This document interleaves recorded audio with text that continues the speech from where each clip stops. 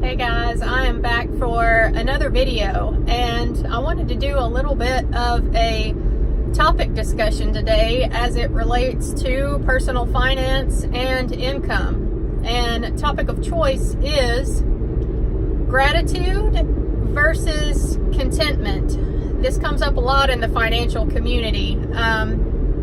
First though, if you're new here, my name's Rebecca. I am on YouTube to document my FIRE journey, my journey to financial independence, retire early. If you like that sort of thing, then feel free to subscribe. So, contentment versus gratitude. Gratitude is excellent. I have a lot of gratitude for the job that I have, the career I have, the choice that I made to go back to school, the opportunity that it's afforded me in my life. The return on investment was good for the college degree that I chose to get to go into ultrasound. And even though I'm paying off student debt, a lot of the student debt situation was my own fault anyway for getting into it. And anyway, I'm really grateful for the job that I have. I like it, love my income, and I was content as well with the career that I've chosen and the position that I have. The trouble with contentment is, don't let contentment take you down this road to complacency. And here's where the story time comes in and sort of life update / work update. Y'all, there's been work drama, and I hope that, you've seen my previous videos where I'm talking about all the changes that's taking place right now at the company I work for. We've had people put in notices who've worked for the company for a long time. As of right now, there are now 3 people who put in their notice, one of which at least is going to remain with the company on an as-needed basis, but still, there's 3 on their way out. As of right now, the rumor still is going around that, they are going to require this vascular registry for all of their ultrasound people, and the deadline allegedly is the end of July, 1st of August. So we potentially stand to lose a lot more people. And I'm vascular registered, so I don't have to worry about it. But here's the thing.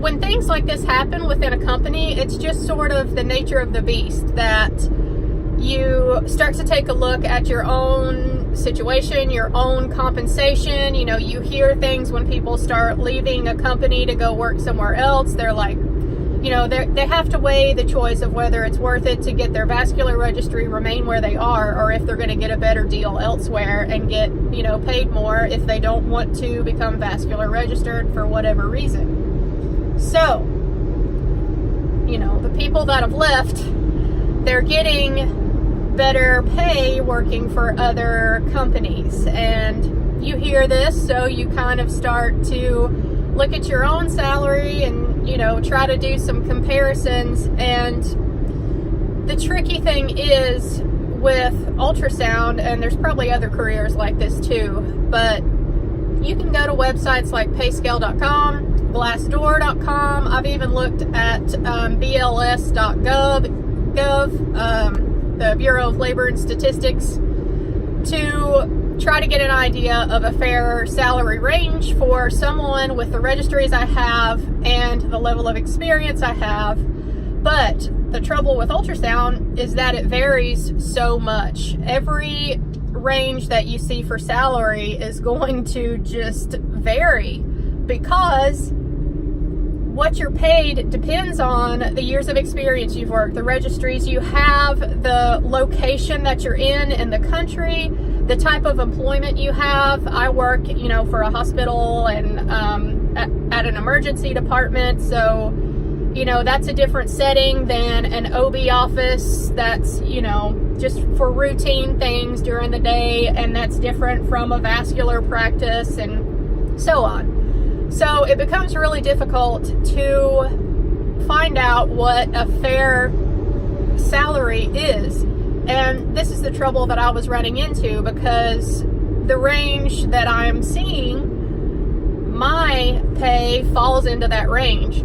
So, I thought that I had a fair salary. But to get a more accurate idea of what would be right for my situation specifically, I decided to do something. And I'd recommend that y'all do this too if it's an option for you. I have been out of ultrasound school for 7 years now, and I decided to reach out to some of my classmates from school and just see if any of them would be willing to share with me what they're making. And I'm sure all of y'all know too, being in the financial community here on YouTube, that, what people make is sort of a taboo subject and it's not really discussed. I wish that it was different, because if it was, then maybe more things like this would happen and it would help people out. But I reached out to some of my classmates, and I had 4 or 5 of them get back with me, and I shared with them what I was making, and they shared with me what they were making. And I know some of the extra benefits and things on the side too that they mentioned to me versus what I'm offered as well. So you have to take all of that into consideration. But when it comes right down to it, as far as an hourly pay goes, guess who was making the least out of everyone in the group? Me. So I think that maybe unintentionally, I had let the contentment with my job, the gratitude for my job, the fact that I like where I work and the schedule that I have, crazy as it is sometimes, I was content with that and just didn't question anything. And turns out that, I'm actually, I should be making more than what I am. So here's what I did. I gathered as much information as I can, and last night at work I emailed my supervisor to ask to set up a meeting with them to discuss a pay adjustment. And y'all wish me luck for that. And if you have any tips for like interviews or things like this, because honestly in my entire working career I've never done this before.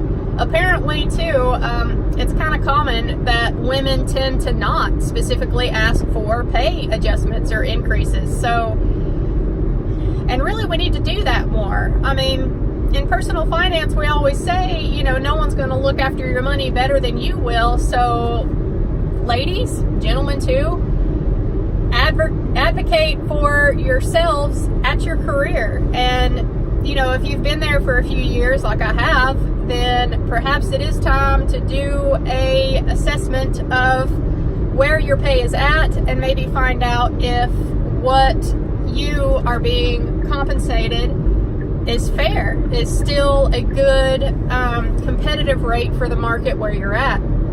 So yeah, I'm headed into work now. I had emailed my supervisor last night. He'll probably, I'll probably have an email waiting for me when I get there.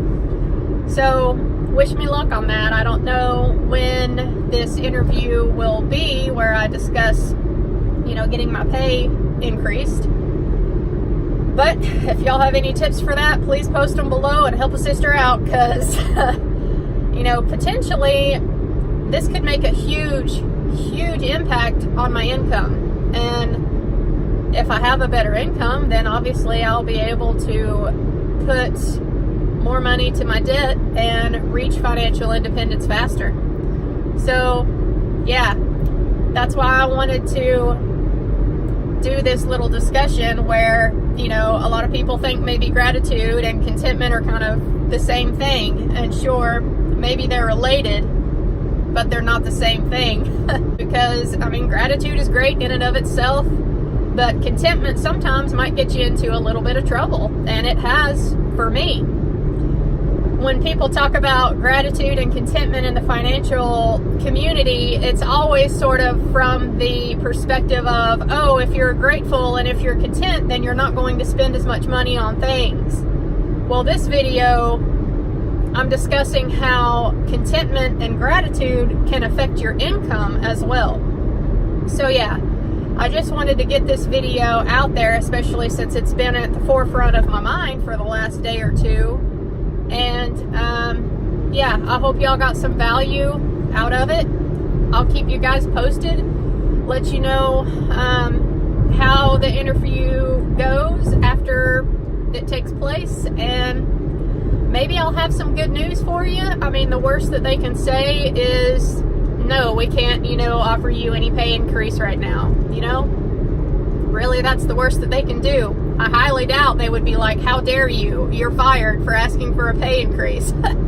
Especially considering, we've already lost a few people and stand to lose some more as is. So, yeah.